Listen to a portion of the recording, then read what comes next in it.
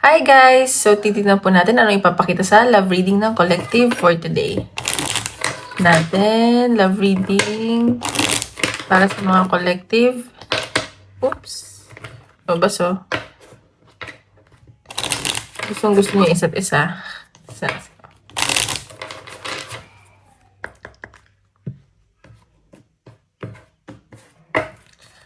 Okay, love reading ng collective. Oops! Salang po. Okay, so sa nakikita ko dito, may binabago din kayo sa sarili nyo. Gusto niyo maging better person para sa person mo or kung single ka man ngayon, sa future partner mo. And nakikita ko itong pagbabago na to is natutunan mo siya from the past. And para sa inyo din naman to, ayan o, may nare-release kayo mga old patterns, siguro mga toxic behavior nyo or yung from the past, nire-release nyo na, ayan o, may changes talaga na kayo ginagawa para sa connection nyo. Ang galing naman. So, ayan. So, yun na pa natin. Love reading ng collective. Love reading ng collective.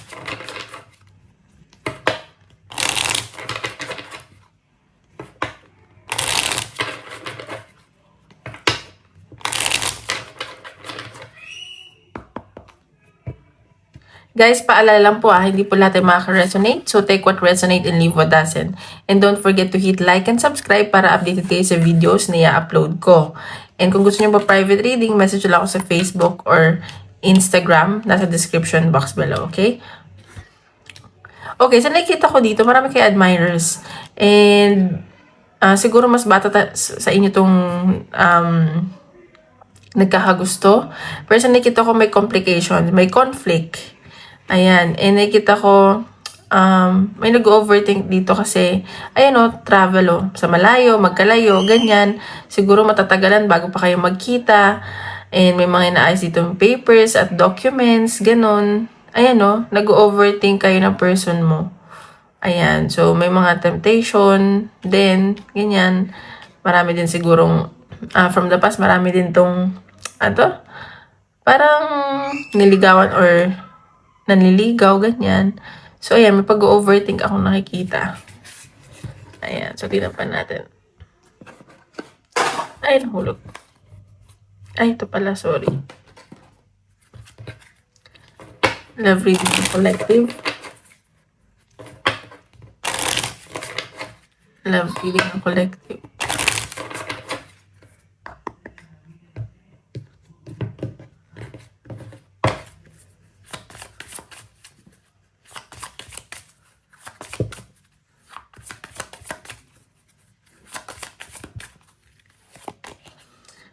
Okay, so ayan. So, medyo nag-overthink yung person mo or ikaw. And sa nakikita ko, matured na din kasi kayo eh. At gusto nyo na mag-mature, pati yung person mo. Ang daming, parang inisip, pang long term yung pag-iisip ng person mo. And gusto nyo na kasi ng maayos na buhay, peaceful na buhay, ganyan. Parang nagiging na siya, lolo or lola, ganyan. So, ganyan nakikita ko. Parang gusto niya na, ayaw niya na ng masyadong complication. Gusto lang niya ng maayos na buhay. Gusto niya ng peaceful na buhay. Ganyan. Pa natin. Love reading ng collective.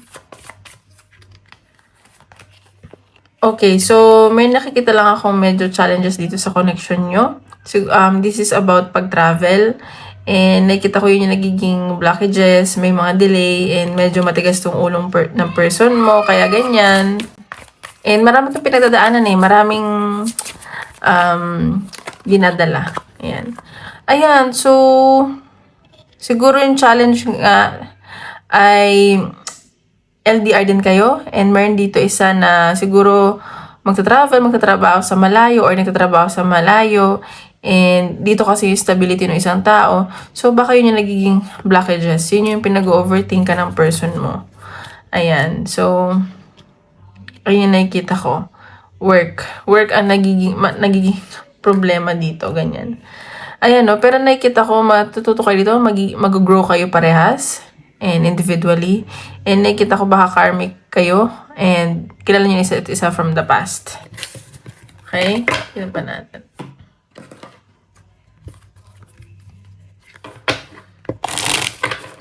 Love reading ng collective.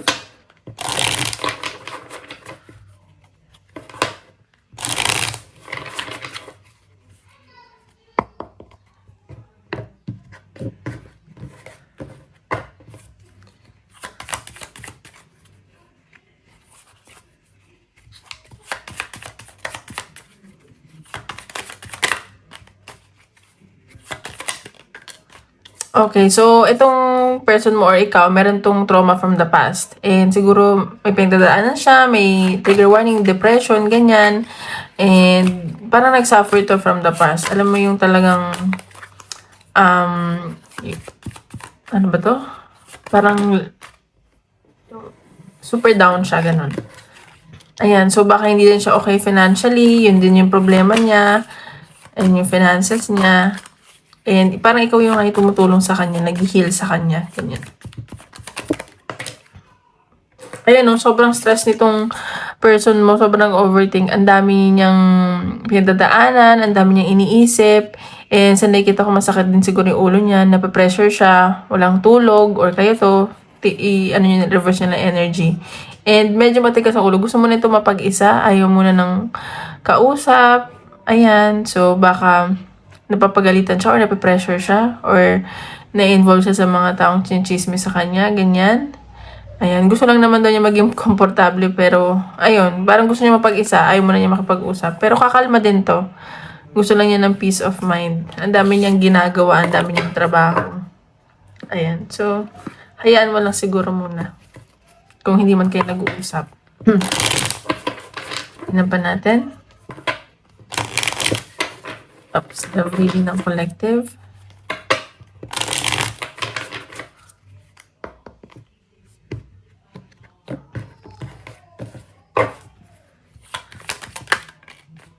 King of Wands. Sa nakikita ko, very passionate naman tong taong to sa'yo. And gustong-gusto ka talaga niya.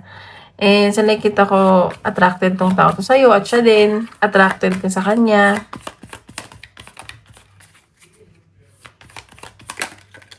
Ayan o, medyo mabagal lang tong taong to kasi nga nagpo-focus siya sa finances niya. Ang dami niyang responsibilidad sa buhay. Ganun.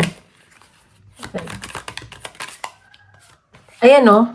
So, baka na-involve ka sa dalawang tao. At sa nakikita ko, mahal ka niya.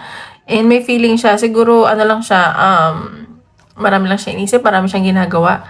So, yun nga, parang sabi ko nga doon sa reading ko kahapon ba yun, parang hindi natin maka-question yung nararamdaman ng isang tao. Pero, andun yung mga challenges, yung, ano ba to? Mga responsibilidad, alam mo yun. So, hindi yun dahil sa'yo, dahil yun sa kanya, yung sarili niya. Ayan, no, mahal niya isa't isa. Ang galing naman, no. Minamanifest yung isa't isa. Mutual kayo na nararamdaman, okay? So, tingnan natin. Ano ang feelings or intention niya sa'yo?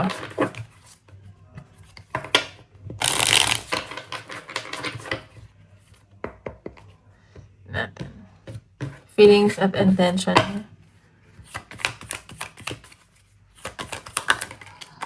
See? Lumabas na naman. Mahal ka talaga niya. Meron, nagtatrabaho ba to sa barko? Malapit sa water? Or ikaw? Mahal ka niya. Magkalayo kayo. Iisip-isip ka niya. Ayan o. Parang ikaw yung napapalakas mo siya. Parang ine-encourage mo kasi siya. At lumalakas yung loob niya dahil sa'yo. Ganun. Ayan o. Wish fulfillment ka daw sa kanya. And nakikita ka niya na napapasaya mo siya. Ganun. Happiness ka niya, ganyan. At kayo din. Parang nagiging bata. Oh my God, ayan o, mag-offer sa'yo to. So, kung bagong tao to, mag-offer to sa'yo. At kung yung mamahalin ka, talaga. Siguro ikaw na-trauma ka na from the past na, may nakikita ako ng bagong tao din ito. Tao dito, sinaktan ka ng mga past person mo. Ayan, so matutuwa ka dito. And tuwang-tuwa siya sa'yo kasi very charming ka. Alam mo yung very flexible. Ayan, so ikaw magiging masaya ka pag nag-offer sa'yo itong taong to. Or aamin siya ganyan. Ayan o, the sun. So, napapasaya niyo isa't isa. Oh my God. Then, yung intention niya is nakikita ko maganda naman. It's just like, nag-iisip-isip to. And marami din ng ginagawa. Finances. Ayan, no? Iikot na daw yung kapalaran mo sa pag-ibig. Magiging masaya ka na daw. And parang bumabalik kayo sa pagkabata. Parehas kayo. So, ayan. Nakakatuwa naman. Mahal ka niya. Kaya tingnan pa natin. Ang dapat mo malaman sa person mo.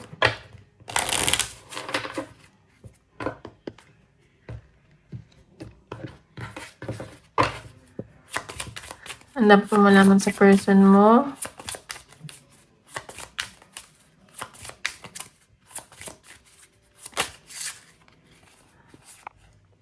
So, iniisip niya hindi pa siguro ito yung right time para sa inyo. Kasi nga magkalayo kayo or ano? Hindi kayo magkasama. Tingnan pa natin. Yun yung iniisip niya. Okay, dapat malaman sa person mo. Spy. So, iniisto ka nito.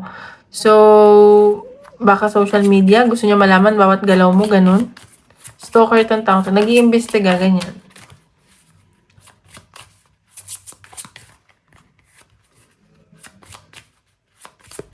Dapat malaman sa person mo. Move on. So, ayan. Itong taong to, nag-move on na siya from the past or nag-move on. And sa nakikita ko, baka may problema din siya sa health. Baka nagkakasakit siya sa ngayon. So, ayan. Yung dapat mo malaman sa kanya. Baka kadil mo is Cancer, Pisces, Scorpio or nasa chart niya yan. Okay? So, tingnan pa natin.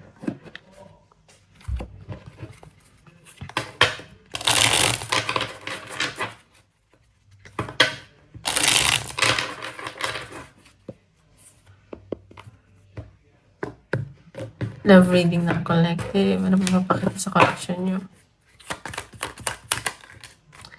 Ayan. So, baka ngayong 30 na kayo or 30 pataas.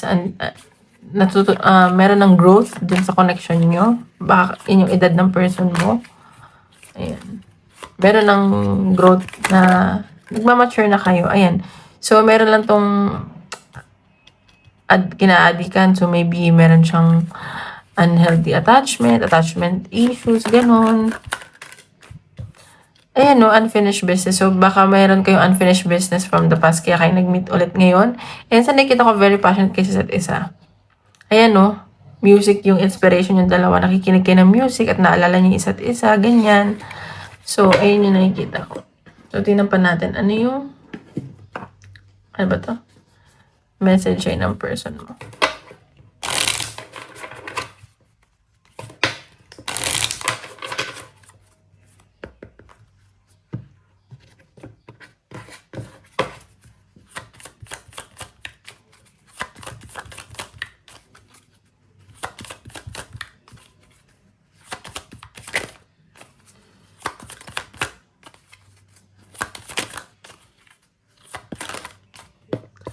See, sabi ko sa inyo he or she is becoming a better person para sa inyo. We need to let each other go. Bakit gano'n naman? Baka magkalayo ko aalis. I wish I could take back my word. So, baka may mga sinabi siya na hindi naman talaga niya minimin at nagsisisi siya ngayon at gusto niya na bawiin yun. I hope that you can forgive me one day. So, ayan, baka feeling niya, nasaktan ka niya, nagalit siya, ganyan. So, tingnan mo lang. Tingnan natin ano yung possible outcome ng connection niyo.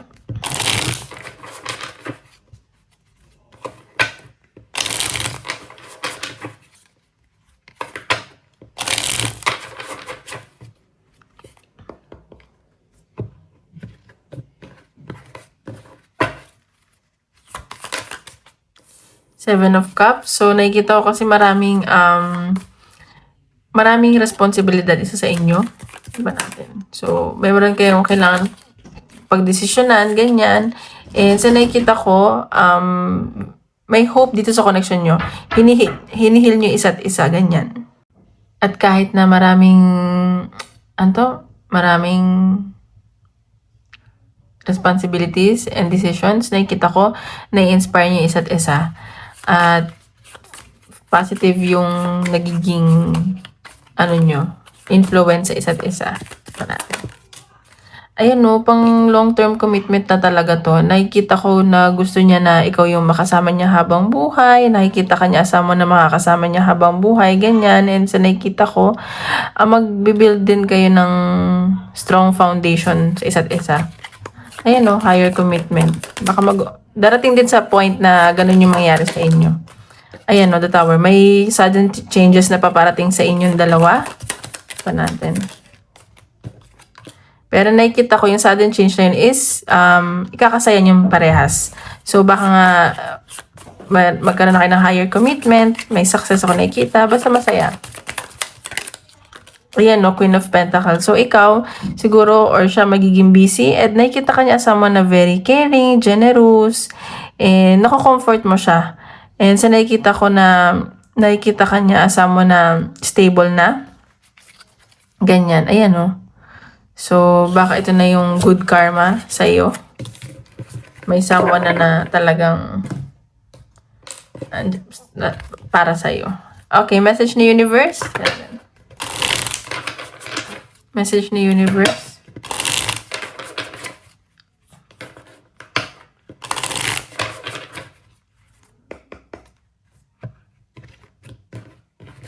Message ni universe.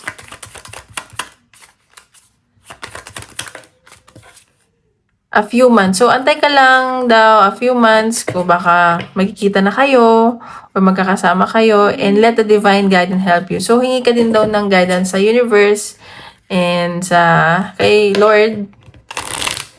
So, humingi kayo ng guidance. Okay? Message ni universe. It is a reminder to stay true to yourself and your values. So, ayan, magpakatotoo lang daw kayo. And huwag niyong hayaan na magbago yung sarili niyo or basta magpakatotoo kayo. Kasi kung tanggap naman kayo niyan kung sino kayo. Kung talagang mahal kayo. Ayan more time to prepare is needed. So, siguro mag-heal muna kayo, ganyan. Or kailangan pala time bago kayo magkita. Okay, advice ni universe.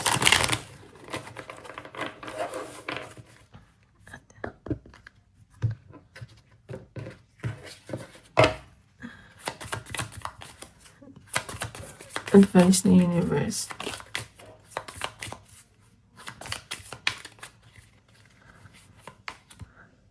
Stand up for yourself. So, ayan, maging confident ka na daw ngayon and kung dati lalamya-lamya ka, wag ka na maging ganun. Like, ipakita mo kung sino ka. Ayan. So, baka fire sign kayo. Confidence, it comes with time and practice. So, ayan. See? Maging confident daw kayo. And in time, magiging, na kayo. It comes with time and practice. Isip kayo na wish natin kung sasagot ng universe.